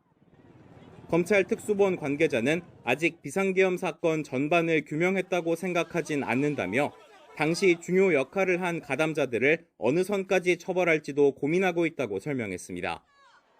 YTN 이경국입니다. 서울 남대문 경찰서는 경찰서 현관문을 부수고 내부 진입을 시도한 혐의로 40대 남성 안모 씨를 현행범 체포해 조사하고 있습니다. 안 씨는 어젯밤 11시쯤 남대문 경찰서를 찾아 자신을 빨리 조사해달라고 요구하다 거부당하자 경찰서 유리 출입문을 발로 차 부순 혐의를 받습니다. 안 씨는 지난 14일 저녁 7시 반쯤 캡틴 아메리카 복장을 한 채 주한 중국 대사관에 무단 침입하려다가 검거돼 경찰 수사를 받고 있었습니다. 내란 혐의 진상규명을 위한 국정조사 특위에서 여야는 군 실무간부의 증언을 통해 12.3 비상계엄 당시 상황을 재구성하는 데 주력했습니다. 특히 국회에 투입된 군 협력단에 계엄군을 위한 길 안내 지시가 내려왔는지 그리고 실제 행동으로 옮겨졌는지 등이 쟁점이 됐습니다. 임성재 기자입니다. 민주당은 국정조사특위 4차 청문회에서 국회 사정을 잘 아는 국방부 파견 인력마저 군의 진입 과정에 관여했는지를 규명하는 데 집중했습니다. 계엄 당일 국방부 국회협력단이 이진우 전 수도방위 사령관한테서 여러 차례 받은 통화 내용을 캐물었습니다. 23시부터 수방사령관에게 전화를 하시거나 또는 수방사령관으로부터 전화를 왔죠. 총 8차례 소방사령관으로부터 전화를 수신했습니다. 저는 거듭 어렵다는 취지로 답변하였습니다. 이에 국민의힘은 국회의사당에 진입한 군 병력에 실제 길 안내가 이뤄지진 않았다고 맞섰습니다. 복수의 실무간부 증언을 바탕으로 길 안내는 물론 실무급들 차원에선 협력관과의 통화가 없었다는 점을 부각했습니다. 12월 3일 날 협력단장으로부터 길 안내를 받으셨습니까? 길 안내를 받으셨어요? 받았다는 보고는 못 받았습니다. 통화를 하지 않았습니다. 윤 대통령 탄핵 심판의 핵심 쟁점인 국회의원 체포 지시가 있었는지 여부도 다시금 화두가 됐습니다. 야당은 윤 대통령 지시가 곽종근 전 특전사령관뿐 아니라 곽 전 사령관을 거쳐 휘하 간부들에게까지 전달됐다는 점을 재확인했고, 대통령이 국회 문을 부수고 국회의원을 끌어내라, 그리고 필요하면 전기를 차단해라도 이런 지시를 했기 때문에 대통령님께서 그런 지시를 하셨다는 말씀이십니까? 하고 법무부 전했는데 응 하고 약간 이렇게 주저하시는 목소리를 하면서 전화 끊으셨습니다. 여당은 군 소속 법무 인력의 증언을 빌어 체포 지시 논란의 시발점이 된 홍장원 전 국정원 차장의 진술과 메모는 신빙성이 없다고 맞섰습니다. CCTV 영상과 같은 것에 의해서 탄핵이 된다면 법무관리관은 그 증거를 재판의 핵심 증거, 중요한 증거로 사용하실 수 있겠습니까? 아무래도 증명력은 좀 떨어진다고 봅니다. 제가 그것을 판단하는 것은 적절하지 않는 것 같습니다. 청문회장에선 또 707 특임단의 케이블 타이가 포방용인지 문봉쇄용인지를 두고 여야가 거듭 치열한 공방을 벌였습니다. 청문회 초반 야당 주도로 발부된 윤 대통령과 김용현 전 국방장관 동행명령장을 놓고도 거친 고성이 오갔습니다. YTN 임성재입니다. 여야는 국정협의회 첫 4자 회담이 사실상 뚜렷한 성과 없이 끝나자 서로 탓을 돌리며 책임 공방을 벌였습니다. 상견례 자리였던 만큼 실무협의체에서 추가 논의를 이어가겠다는 입장이지만 주요 쟁점 현안들에 여전히 의견차가 커서 난항이 예상됩니다. 박정현 기자입니다. 2시간 가까이 이어졌던 첫 여야정 국정협의회가 가시적인 성과 없이 마무리되자 국민의힘은 민주당의 빈손해동에 책임을 돌렸습니다. 반도체 특별법과 연금 개혁을 놓고 입법 권력을 독점하는 민주당이 조금도 태도를 바꾸지 않았단 겁니다. 이 대표가 2차 개혁 우려를 표하며 국방부 장관 임명에 반대 입장을 밝힌 것을 두고도 우스운 소리라고 쏘아붙였습니다. 우습지 않습니까? 그 말 자체가. 계엄령을 국방장관이 합니까? 대통령이 하는 거지. 국방장관은 계엄령을 발표할 권한이 전혀 없습니다.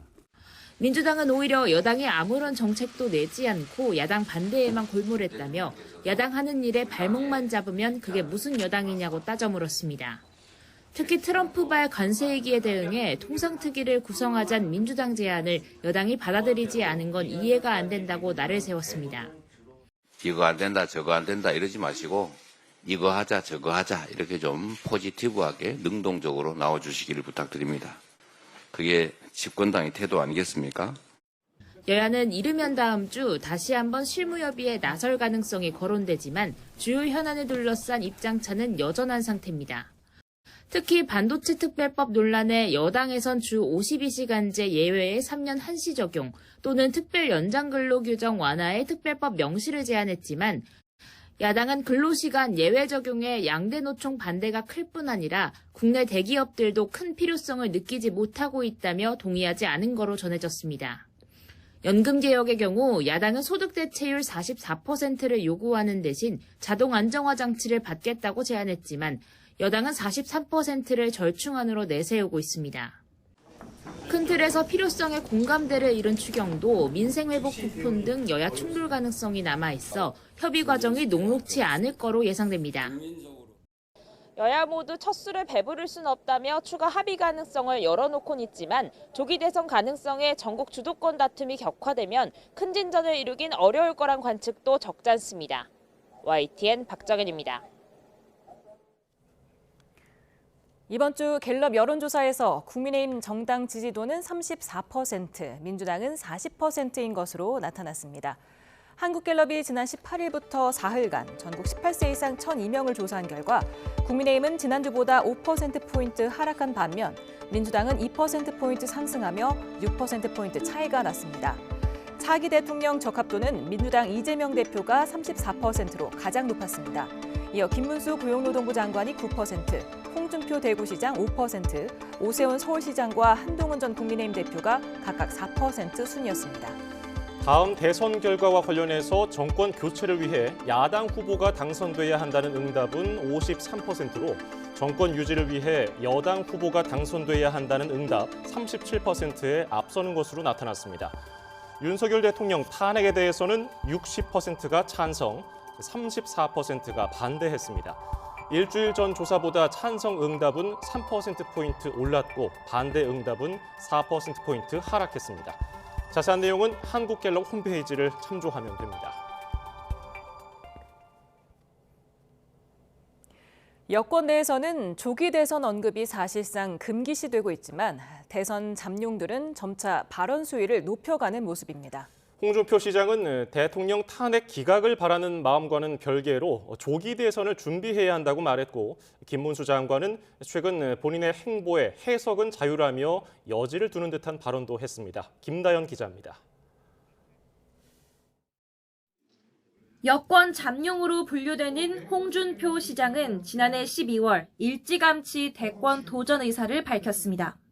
장이 섰는데 장독배기가 장이 안 갑니까? 이재명 대표를 다룰 사람은 우리 방에 나밖에 없을 겁니다. 내일 당장 대선을 치른다고 해도 준비돼 있다고 자신감을 내비쳐온 홍 시장은 조기 대선 준비의 필요성도 공개적으로 시사했습니다. 홍 시장은 SNS에 본인이 지난 2017년 탄핵 대선에 나갔을 때 아무 준비도 못해 정권을 갖다 바쳤다며 탄핵 인용 뒤 주어지는 시간은 단 2달뿐임을 강조했습니다. 하지만 대통령 탄핵 기각을 간절히 바란다는 말도 잊지 않았습니다. 최근 국회 출근이 잦아진 김문수 장관도 확대 해석을 경계하던 과거와 달리 부쩍 가능성을 열어두는 분위기입니다. 대통령이 지명한 국무위원으로서 그동안 탄핵 인용을 전제로 말하기 어렵다는 한계가 있었지만 탄핵 심판의 끝이 다가오면서 운신의 폭이 넓어졌다는 분석이 나옵니다. 해석은 자유인데 기자분들 왜 만나느냐, 이거 정치 아니냐, 그렇게 말하는 분도 있어요. 국민을 만나는 심정으로 저는 만납니다. 다른 잠재적 후보들도 점차 여의도로 보폭을 넓히는 모습입니다. 지방 분권 개헌을 주장해온 유정복 인천시장은 개헌은 빨간 넥타이를 맨 보수 세력만 좋아할 거라는 이재명 대표를 겨냥해 국회 기자회견을 열었습니다. 이재명 대표는 국민 앞에 사과해야 됩니다. 당은 탄핵 기각을 기대하며 여전히 대선 언급은 자제하는 분위기지만 설령 선거가 치러져도 박근혜 전 대통령 때보다 어렵지 않다고 보는 기류입니다. 당 핵심 관계자는 YTN에 8년 전엔 보수가 괴멸했지만 지금은 민주당의 헛발질로 지지율이 회복되고 있다고 주장하며 상대가 이재명 대표라면 싸워볼 만하다고 분석했습니다. 현재 잠재적 대선 주자로 분류되는 여권 인사는 10명이 넘습니다. 당은 대외적으로는 대선은 생각하고 있지 않다고 말하지만 이미 당 내에선 후보군을 한번 걸러내는 예비 경선 가능성도 배제할 수 없다는 전망이 나오고 있습니다. YTN 김다연입니다. 주말인 내일 서울 도심 곳곳에서 윤석열 대통령 탄핵 찬반 집회가 예정돼 교통 혼잡이 예상됩니다. 퇴진 비상행동 등 탄핵 찬성단체는 동십자 교차로에서 제동 교차로까지 집회를 연뒤에 우종국, 남대문로, 하는 교차로를 거쳐서 행진합니다. 자유통일당 등 탄핵 반대 단체는 세종 교차로부터 대한문까지 집회를 진행합니다. 전국 대부분 지역에 건조특보가 발효된 가운데 곳곳에서 산불이 잇따랐습니다. 다친 사람은 없었지만 건조한 날씨가 이어지는 만큼 불씨 관리를 철저히 해야겠습니다. 보도에 김태원 기자입니다. 산줄기를 타고 희뿌연 연기가 뿜어져 나옵니다. 오전 11시 반쯤 충북 단양군 영춘면의 야산에서 불이 난 겁니다. 헬기와 차량 20여 대, 인력 100여 명이 투입된 끝에 3시간여 만에 불길을 잡을 수 있었습니다. 오후 3시쯤 강원도 강릉시 헬기가 야산 위를 날아다니며 연기를 뚫고 물을 뿌립니다. 헬기 4대와 인력 120여 명이 진화 작업에 나서 30여 분 만에 산불을 껐습니다. 비슷한 시각 경기 고양시 일산 동구에서도 산불이 나 40여 분 만에 꺼졌습니다. 중부 지역과 경상권을 중심으로 건조특보가 발효되는 등 메마른 날씨가 이어지며 전국 곳곳에서 산불이 잇따랐습니다. 건조경보가 내려진 동해안 지역은 산불 위기경보도 주의 단계로 격상됐습니다. 산림당국은 작은 불씨도 대형 산불로 이어질 수 있다며 불씨 관리에 각별하게 주의해달라고 당부했습니다. YTN 김태원입니다.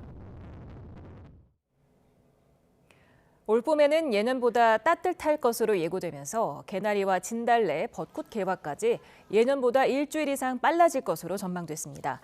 민간 기상업체 웨더아이는 올해 3월 상순과 중순 기온이 예년보다 1도 이상 높을 것으로 예상돼 봄꽃의 개화 시기가 2일에서 최대 11일 빨라지겠다고 밝혔습니다.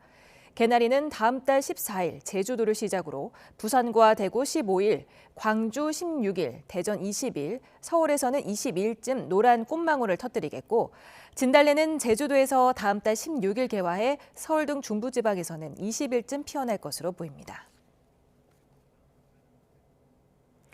최근 한파에 얼어붙은 강 위를 차량이 질주하는 영상이 SNS에서 화제였습니다. 한 디지털 크리에이터가 제작해서 올린 영상이었는데요. 안전을 위해 구급차와 경찰이 대기했고 사전에 협조와 허가를 받았다고 해명했지만 확인 결과 사실이 아니었습니다. 시청자 제보를 홍성욱 기자가 취재했습니다. 얼어붙은 강위를 질주하는 차량, 눈보라를 휘날리며 빙판 위를 내달립니다. 한 외국인 디지털 크리에이터가 제작해 개인 SNS에 올린 영상. 하지만 영상을 찍은 곳은 안전사고 위험이 커 빙판 위 사람 출입이 금지된 곳입니다. 금지 표지판이 세워져 있고 관련 플래카드도 걸렸습니다. 이 차량이 빙판 위를 질주한 곳입니다. 아직도 얼음이 단단하게 얼어있긴 하지만 안전사고 위험을 완전히 지우기에는 어렵습니다.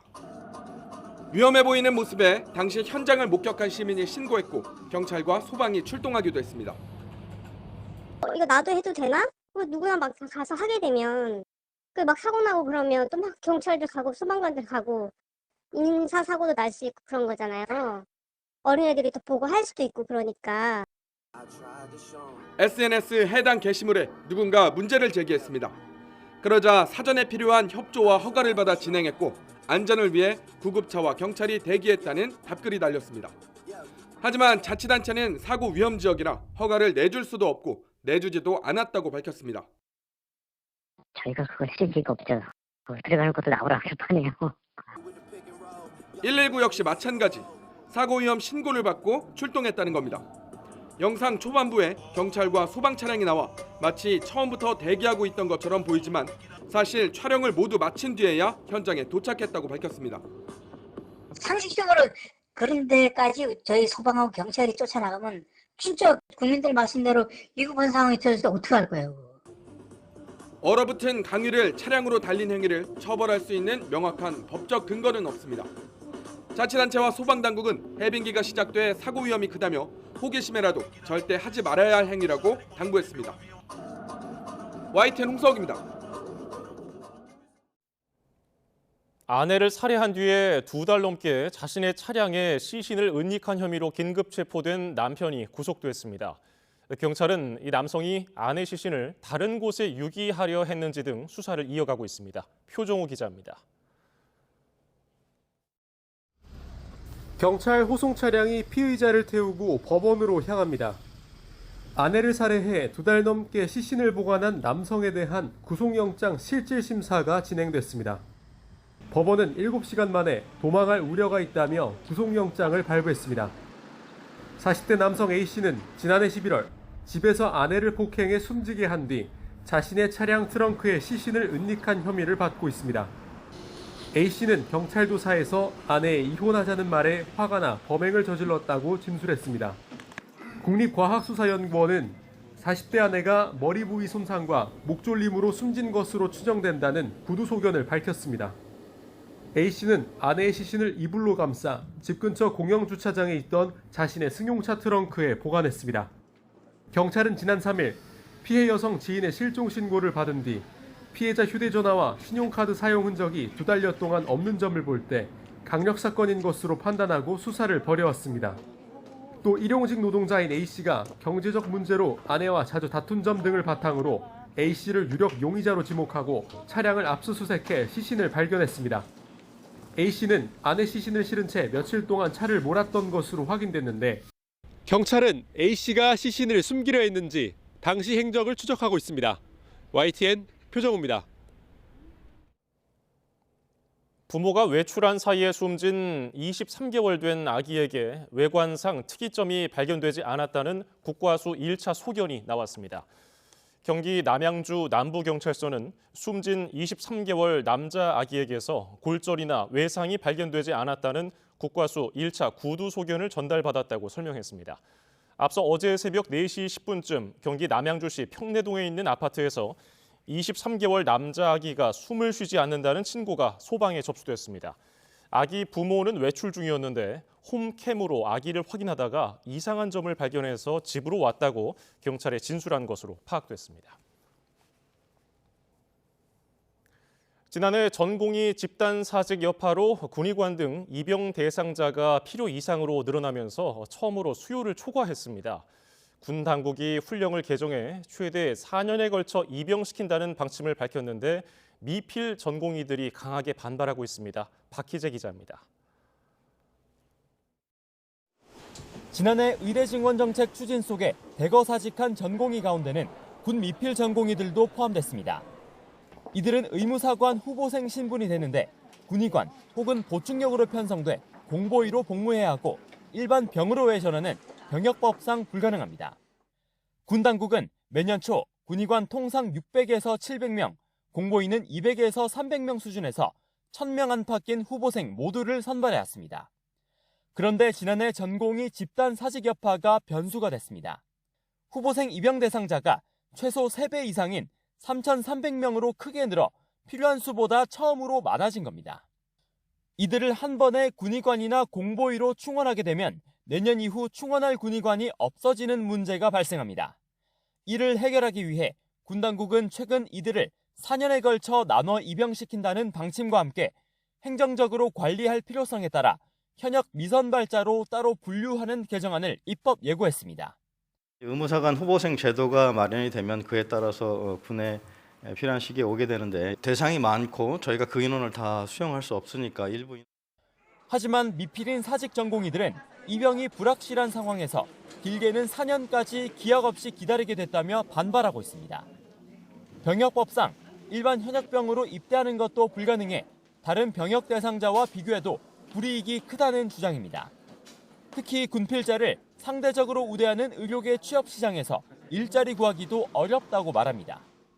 아무래도 취업 문제가 가장 걱정이 되는 부분입니다. 고용주 입장에서도 아무래도 이 사람이 언제까지 일할지 모른다는 점 때문에 현재도 군필 여성 전공의들과 채용 조건에서 차이가 있고 미필 전공의를 좀 기피하는 경향이 있거든요. 군 당국은 훈령 개정은 단순히 입대하지 못한 후보생들을 행정적으로 관리한다는 차원일 뿐 불이익을 주려는 건 아니고 사전에도 여러 차례 이번 개정안을 설명했다고 재차 강조했습니다. YTN 박희재입니다. 도널드 트럼프 미 대통령이 취임 한 달째를 맞은 가운데 백악관은 트럼프 대통령이 미국의 회복과 세계 평화를 실현하고 있다며 자화자찬 평가를 내놨습니다. 푸틴 대통령과 시진핑 주석뿐 아니라 김정은과 정면으로 맞설 수 있는 지도자는 트럼프 대통령뿐이라고 추켜 세우기까지 했습니다. 워싱턴 홍상희 특파원입니다. 백악관은 트럼프 대통령이 취임 한 달 만에 73개의 행정명령에 서명했다고 밝혔습니다. 조 바이든 대통령의 2배, 버락 오바마 대통령보다 4배 많은 행정명령으로 미국 우선주의를 실천하고 있다고 평가했습니다. These executive orders have ended burdensome regulations, sealed the border, cut waste, fraud, and abuse, reinstituted America First trade and foreign policies. 트럼프 대통령이 포문을 연 관세 전쟁에 대해서도 호혜적 무역을 실현하고 있다고 평가했습니다. It turns out that Americans have been disadvantaged by foreign governments over and over. Last year we have data. U.S. companies paid $370 billion in taxes to foreign governments. $370 billion. Last year, foreign multinationals paid us $57 billion in taxes. 우크라이나 종전 협상으로 트럼프 대통령이 4년 동안 이어진 전쟁을 멈출 것이라고 강조했습니다. 러시아, 중국 지도자는 물론 북한 김정은과 맞설 사람은 트럼프밖에 없다며 최고의 협상가라고 추켜 세우기도 했습니다. If there's anybody in this world that can go toe-to-toe with Putin, that could go toe-to-toe with Xi, that could go toe-to-toe with Kim Jong-un, and we could keep going down the list. It's Donald J. Trump. He is the deal maker in chief. 백악관은 트럼프 대통령이 오는 24일 마크롱 프랑스 대통령, 27일엔 키어 스타머 영국 총리와 정상회담에 나선다고 밝혔습니다. 왈츠 보좌관은 북대서양 조약기구, 나토 회원국들이 오는 6월까지 국내 총생산의 2%를 방위비로 내야 한다고 강조해 방위비 증액 문제도 논의될 것으로 전망됩니다. 트럼프 대통령은 다음 주 잇따라 열리는 정상회담에서도 우크라이나 종전 협상과 상호 관세 등 자신이 현재 드라이브를 걸고 있는 주요 의제에 집중할 것으로 보입니다. 워싱턴에서 YTN 홍상입니다. 미 백악관은 자화자찬했지만 트럼프 대통령의 지지율은 취임 한 달 만에 하향 곡선을 그리기 시작했습니다. 특히 대통령 권한을 남용하고 있다는 의견이 절반을 넘었고 물가 안정 등 경제 성과도 기대에 못 미친다는 반응이 나옵니다. 워싱턴 권준기 특파원입니다. 미국의 황금기를 열겠다며 야심차게 백악관에 재입성한 트럼프 대통령. 취임 직후 50% 수준이던 지지율은 한 달 사이 40%대 중반으로 내려앉았습니다. CNN과 워싱턴 포스트 조사 모두 반대가 찬성 여론을 넘어섰습니다. 공화당과 민주당 지지자 간의 온도차가 극명해 각각 90% 수준의 지지와 반대 의견을 보였지만 중도층에서 37대 58%로 반대 여론에 무게를 실었습니다. 대통령 권한을 남용하고 있다고 생각하는지 질문에는 57%가 그렇다고 답해 일론 머스크를 앞세운 연방정부 구조조정에 부정적인 여론을 증명했습니다. Everybody that was all for Trump and now they're turned off by him, like, what did you think he was gonna do? You know, he's a billionaire. Now we got other countries being like, we don't want to, work with America. We have Canada being like, we're going to shut off the power. 트럼프를 대선 승리로 이끈 물가 인하 약속도 높은 점수를 받지 못했습니다. 62%가 물가 인하를 위해 충분히 노력하지 않았다고 답했고 특히 공화당 지지자 51%도 물가에 불만을 표시했습니다. 트럼프의 전방위적 관세 정책이 물가를 올릴 거란 우려도 커지고 있습니다. And I think people are starting to think about Trumpflation, where so many of his actions are going to drive up the costs of basically everything, which is certainly not what he campaigned on doing. 워싱턴 포스트는 취임 한 달 만에 40%대 중반으로 떨어진 트럼프 지지율은 허니문 기간이 조기에 끝나가고 있다는 걸 보여준다고 사설에서 썼습니다. 워싱턴에서 YTN 권중입니다.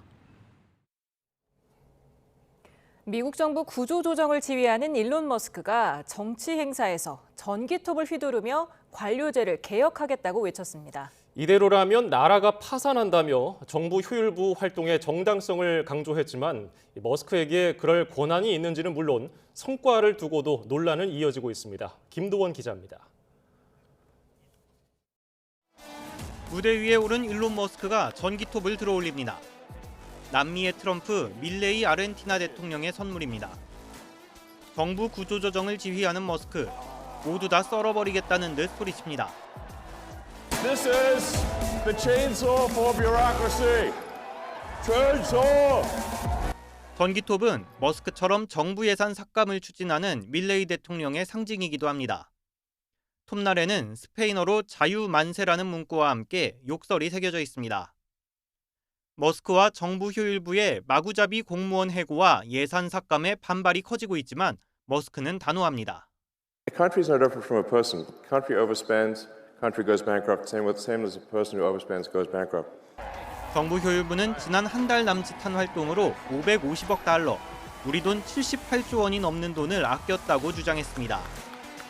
하지만 내역을 살펴보면 숫자가 맞지 않는다고 CNN은 지적했습니다. 절감했다는 예산 목록 1000여 개 가운데 3분의 2는 실제 절감액이 아니라 이론적인 최대 지출 한도를 표시했다는 겁니다. 실제로 550억 달러를 아낀 게 맞다고 하더라도 머스크가 절감하겠다고 주장하는 2조 달러까지는 갈 길이 멉니다. YTN 김도훈입니다. 최근 미얀마 국경 지역에 거점을 둔 범죄 조직에 외국인이 연루된 사건이 잇따르고 있습니다. 일본에서는 10대 고등학생까지 범죄에 가담한 사실이 드러나 큰 충격에 빠졌습니다. 도쿄 김세호 특파원입니다. 호텔 같아 보이는 이 건물은 국제사기 범죄 조직의 소굴입니다. 방마다 사람들이 PC 앞에서 작업하는 모습이 보입니다.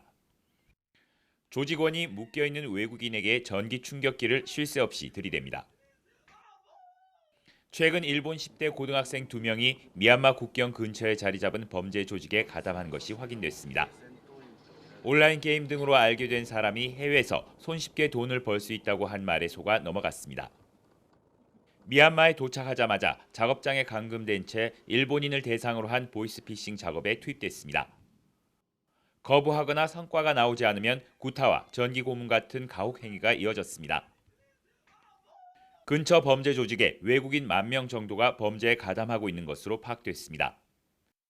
일본인도 20명 정도 있는 것으로 전해졌습니다. 일본 경찰은 해외에 거점을 둔 범죄 대행 아르바이트와 관련된 상담도 10건에 이른다고 밝혔습니다. 이 가운데 6건은 10대에서 20대일 정도로 해외 범죄 조직에 일본 젊은 층이 연루된 사례가 잇따르고 있습니다. SNS에 친숙한 젊은이들이 어려운 경제 여건 등으로 국제 범죄 조직들의 유혹에 취약한 것으로 분석됩니다. 海外での特殊詐欺等に日本人が加担させられるということがないようにですね、注意喚起も一層強化してまいりたいと思っておりまして、そうしたことで、この横串を刺してですね、政府を挙げてやってまいりたいと思っております。 현재 미얀마, 중국, 태국 등이 협력해 대대적인 소탕 작업에 나서고 있습니다. 그러나 미얀마 군부 쿠데타로 인한 내전으로 국경에 미치는 공권력이 취약해 뿌리를 뽑는 데까지는 적지 않은 시간이 걸릴 전망입니다. 도쿄에서 YTN 김세호입니다. 배우 이지아 씨가 최근 불거진 조부의 친일파 논란과 가족 간의 상속 분쟁에 대한 입장을 밝혔습니다. 이지아 씨는 오늘 소속사를 통해 할아버지의 역사적 과오를 깊이 인식하며 후손으로서 진심으로 사죄드린다고 말했습니다. 가족 간의 해당 토지 소유권 분쟁에 대해서는 알지도 못했고 관련도 없다며 복잡한 가족사로 부모와 연을 끊고 지냈다고 해명했습니다. 최근 분화를 시작한 이탈리아 시칠리아 섬 에트나 화산에 관광객들이 몰려들어 지역 당국이 골머리를 앓고 있습니다. 현지 언론은 지난 8일 에트나 화산이 분화를 시작한 뒤에 용암 분출 장관을 눈으로 보기 위해 사진작가와 등산객 등 수천 명이 몰려들고 있다고 보도했습니다. 지난 17일에는 관광객 8명이 길을 잃었다가 구조되고 16일에는 40대 남성이 골절상을 입는 등 인명피해도 잇따르고 있습니다. 시칠리아 섬 당국은 눈과 용암이 섞여 있는 에트나 화산에 가까이 다가서면 위험하다고 경고했지만 관광객이 몰리면서 근처 도로가 혼잡해지고 구조대 출동까지 어려움을 겪고 있습니다.